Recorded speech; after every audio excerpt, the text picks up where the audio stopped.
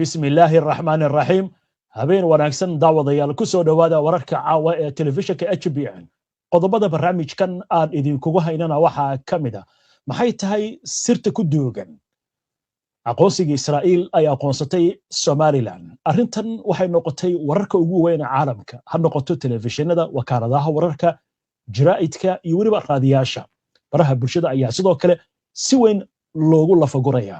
masraxyada diblomaasiyadda iyo siyaasadana waxay ka noqotay wararkii ugu hadalhaynta badnaa 24 saac ee la soo dhaafay. haddaba waxaan idin soo gudbinaynaa mid ka mid ah warbaahinta carabta oo qortay ama baahisay warbixino la xiriira macluumaad sira oo arrimahani ku aadan. haddaba ma dhab ah in arrintan salka ay ku hayso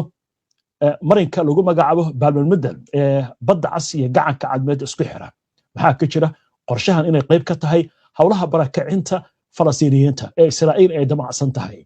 macluumaad amuurahaasi la xiriira ayaan barnaamijka qaybta dambe ee falaqaynta ku faahfaahin doonaa. wararka caalamkana waxaa ka mid ah Xamaas oo war ka soo saartay arrintan, Nigeria oo markii ugu horreysay si buuxda uga hadashay weerarkii Mareykanku uu ku qaaday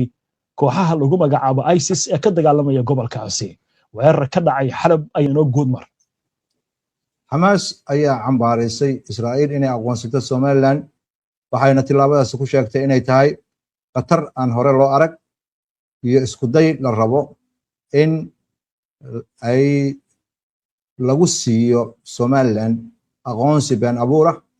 waxayna digniin ka bixinaysaa ururka Xamaas in dhul Soomaaliyeed loo isticmaalo in si xooga loogu barakiciyo dadka Falastiiniyiinta ee ku nool marinka Gaza. ururka Xamaas ayaa sidoo kale bayaankiisa ku sheegay in Benjamin Netanyahu xukuumaddiisa ay isku dayeyso aqoonsigan inuu u taagan yahay qotada qalalaasaha iyo go'doominta haysata sahyuuniyadda oo ay soo wajahayso natiijo ah in xasuuqa ay ka geysatay marinka Gaza iyo dembiyada ay gashay ee ka dhanka Falastiiniyiinta culays uu leeyahay. bayaanka ayaa sidoo kale lagu sheegay in ururka Xamaas uu digniin ka dhan ah qorshaha Israa'iil uu jeedinayo oo laga gol leeyahay in dadka Falastiiniyiinta si xooga dhulkooda looga barakiciyo. wuxuuna ururka Xamaas ku nuuxnuuxsaday inay arrinta ku gacan seerayaan in Somaliland loo isticmaalo gobol loo qaado dadka Falastiiniyiinta ee marinka Gaza laga barakiciyo, taasoo isu soo taraysa warbixinadeeda ay ku dadaalayaan Israa'iil inay u helaan deegaano ay u barakiciyaan dadka Falastiiniyiinta oo ay dejiyaan kuwa ay ka qaadaan marinka Gaza sida hadalka loo dhigay. xubin ka tirsan wasaaradda gaashaandhigga ee waddanka Suuriya ayaa la dilay kadib markii xabado ay fureen rag aanan heybtooda la aqoonin asagoo ku sugan Sayf al-Dalwa xaafadda la yiraahdo ee waqooyiga Xalab, iyadoo qas uu ka jiray magaalada kadib markii xabada ay isweydaarsadeen ururka lagu magacaabo SDF oo ah xoogagga dimuqraadiga ee Suuriya oo la dagaalamaya xukuumadda Suuriya. halkaana waxaa ku dhintay isniintii la soo dhaafay dad. sarkaal ka tirsan Suuriya ayaa telefishinka la yiraahdo Al-Ikhbaariya ay ka soo xigatay dad markhaatiyaal oo sheegaya in laba qof oo wajiga soo qarsaday oo mooto saarnaa in ay sarkaalka ka tirsan wasaaradda arrimaha difaaca ay ku dileen Sayf al-Dalwa xaafadda la yiraahdo, isla markiiba dhaawacyadii ayuu u geeriyooday. madaxtooyada Nigeria ayaa sheegtay in dowladda Mareykanka ay duqeysay bartilmaameedyo ka dhana ururka Daacish oo soo galay waddanka Nigeria kana soo galay gobolka Saaxil ayagoo taageeraya kooxaha mucaarada oo hubeysan. afhayeenka u hadlay madaxtooyada Daniel Bwala ayaa u sheegay warbaahinta in dagaalyahanada Daacish ay mar horeba taageerayeen koox la yiraahdo Lakurawa iyo burcad kale oo la siinayay tababaro iyo agab.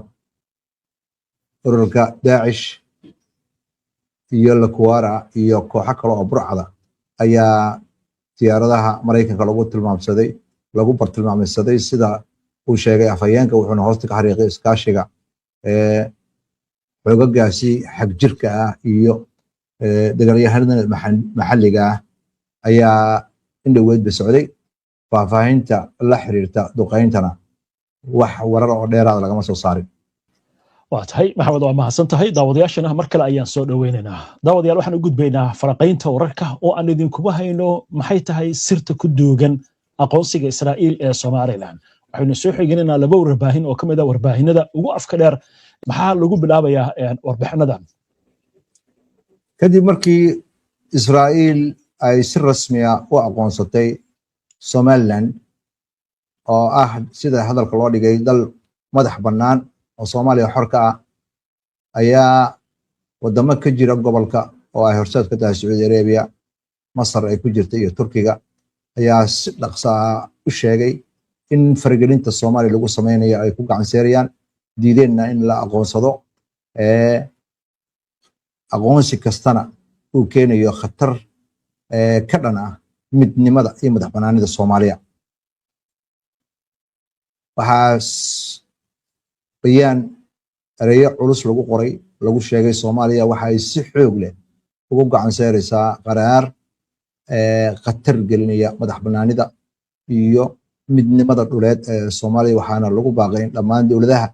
iyo saaxiibada caalamiga ay xushmeeyaan qawaaniinta caalamiga ah, una hoggaansamaan mabaadi'da aanan la faragelin waddan madax bannaan iyo xorriyaddiisa dhuleed. tilaabada mas-uuliyaddeeda haddii wax loo dhimo waxa ay khatar gelinaysaa danaha nabadda, xasiloonida iyo amniga geeska Afrika. waa gartay. waa yahay maxaa haddaynu kusii socono markaa Soomaaliya, marka fariimaha ka imaanaya maxaa ugu dambeeyey arrintan la xiriira iyo jawaabaha ka imaanaya falcelinta? wasaaradda arrimaha dibadda ee Soomaaliya bayaan ka soo baxay ayaa lagu tilmaamay in arrimaha qarsoon ee ka dambeysa go'aanka Israa'iil ay ku aqoonsatay Somaliland in iyadoo xaqiijinayso dowladda Soomaaliya mabda ahaan in aan marnaba la taageeri karin, in marnaba aynan dowladda Soomaaliya ka noqonaynin taageerada cadaaladda ah iyo xaqa ah ay ku taageerayso qadiyadda Falastiiniyiinta, oo ay ku jirto in Falastiiniyiintu xaq u leeyihiin madax bannaanidooda, iyo in ay ku gacan seerayaan Israa'iil wax allaale iyo waxa ay wado, oo ay ka mid tahay in ay rabto inay xoog ku barakiciso dadka Falastiiniyiinta ah iyo naqshadaynta iyo handasaynta ay ku wado shacabka Falastiin inay dhulkooda ka erido iyo inay deegaano u samayso Israa'iiliyiinta. waxaasoo dhan xukuumadda Soomaaliya baa kasoo horjeedaa. marka la fiiriyo Soomaaliya bayaankeeda, marnaba ma aqbali doonto in shacabka Falastiiniyiinta laga dhigo dad aan dowlad lahayn. wasaaradda arrimaha dibadda ee Soomaaliya bayaankeeda ayaa waxa uu ahaa go'aan aad u culus. go'aanka Israa'iil la xiriira Soomaaliya iyo wadamada Carabta iyo Turkiga ayaa ku gacan seeray, waxaana arrintaasina xusuusinaysaa sida warbaahinada lagu sheegaya bilo badan in Israa'iil xukuumaddeeda ay wada xaajood wado ama ay qayb ka noqotay suuragalnimada ah in ay u soo wareejiso ama ay dejiso dad Falastiiniyiin oo marinka Gaza laga keenay deegaana ka mid ah geeska Afrika oo ay ka mid tahay Somaliland iyo Puntland. sida lagu sheegayo warbixinada, waxaa la tilmaamayaa in Israa'iil laga yaabo in ay aqoonsi siisay isla markaasna taageero dhaqaale siinayso Somaliland, taasoo lagu bedelanayo in tiro ka mid ah qaxootiga Falastiiniyiinta ama barakacayaasha Falastiiniyiinta in la geeyo Somaliland sida warbixinta lagu xusay. waa gartay. waa yahay marka warbixinadan oo dabcan ay baahiyeen telefishinada Al-Carabiya iyo Al-Hadath waxay la hadleen dad khubaro ah. maxay marka khubarada arrimahan ay ka tiri haddii aynu ka gudubno dhanka falcelinta? dadka la socda arrimaha caalamiga iyo siyaasadda juqraafiyeedka ayaa xaqiijinaya in Israa'iil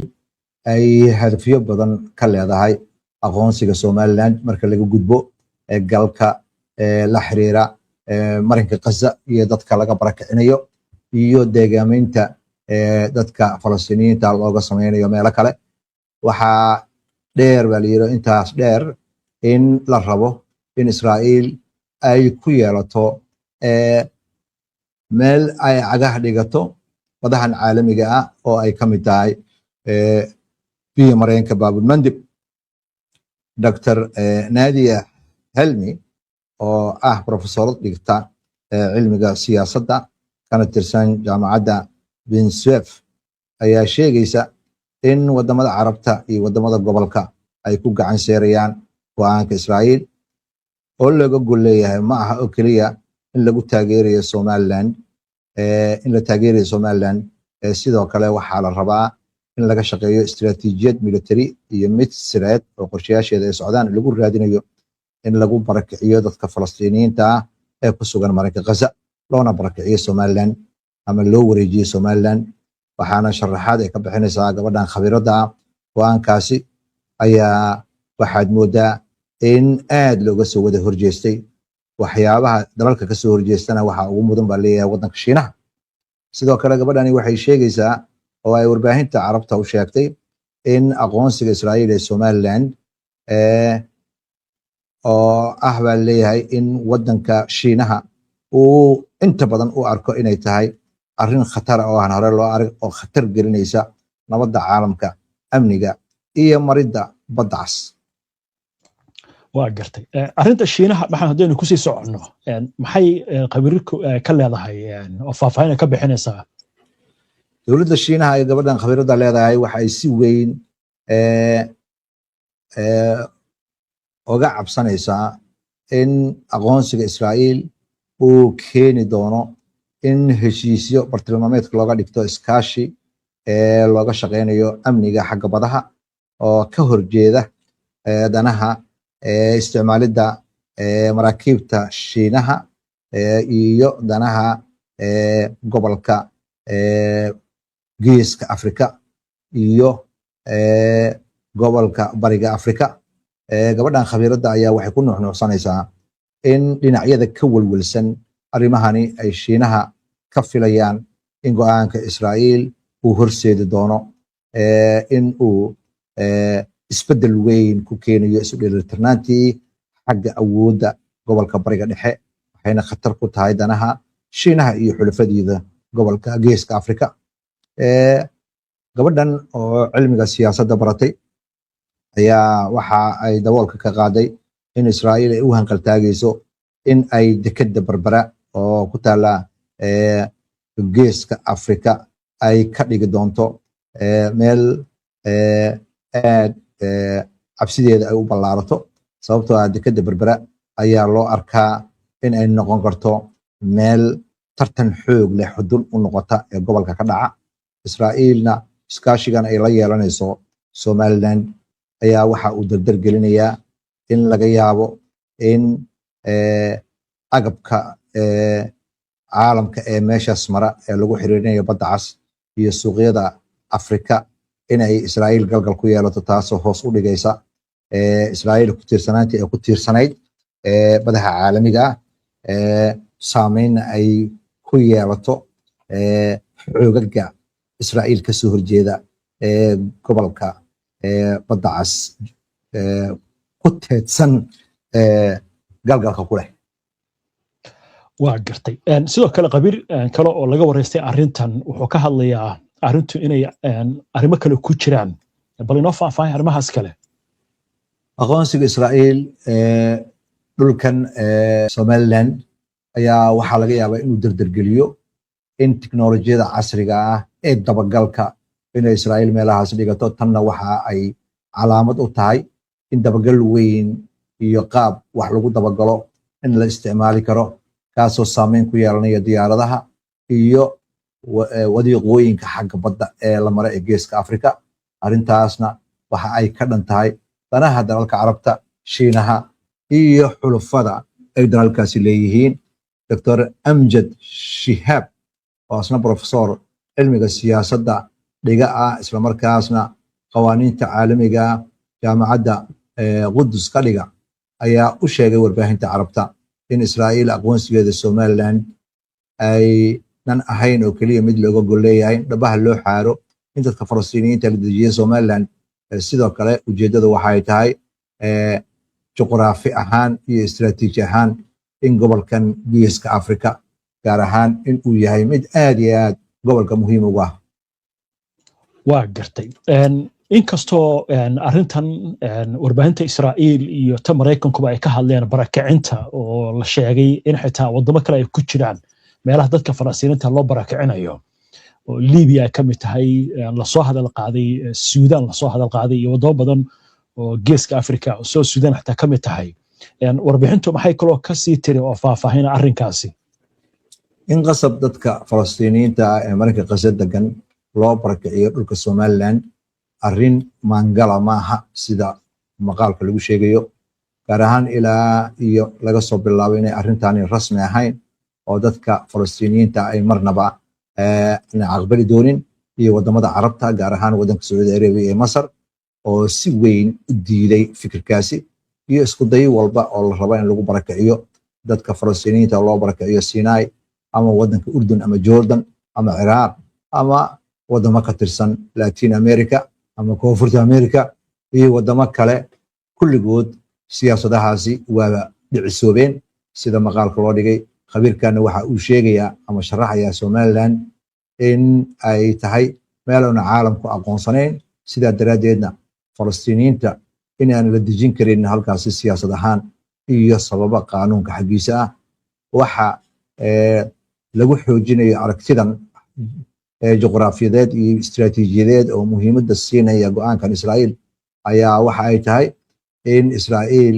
maankeeda iyo sida u fakaraysa la arko iyo aragtida ay ka leedahay gobolka geeska Afrika oo ah mid istiraatiijig ah iyo mid leh dano amni oo muhiim ah. waa gartay waxaa xusin mudan in madaxtooyada Somaliland war ka soo baxay ay sheegayso inaysan kala hadlin Israa'iil arrimaha Falastiiniyiinta waayahay laakiin dhinaca kale waxa la sheegayaa Maxamed in arrimo ganacsi iyo marinadan muhiimka ah Israa'iil ay danaynayso warbixinta maxay ka sheegtay halkaas ganacsiga Israa'iil markii saddex qaybood loo qaybiyay qayb ahaan ka yimaada Asia ayaa waxa uu maraa badda cas gaar ahaan marinkan Bab Mandeb badda casna waa meel muhiim u ah Israa'iil intaa waxaa dheer in Israa'iil ay ka go'an tahay in ay ka hortagto ama ay iska caabiso Xuutiyiinta oo khalkhal ku haya maraakiibteeda maraya badahaasi oo ay ku eedeynayso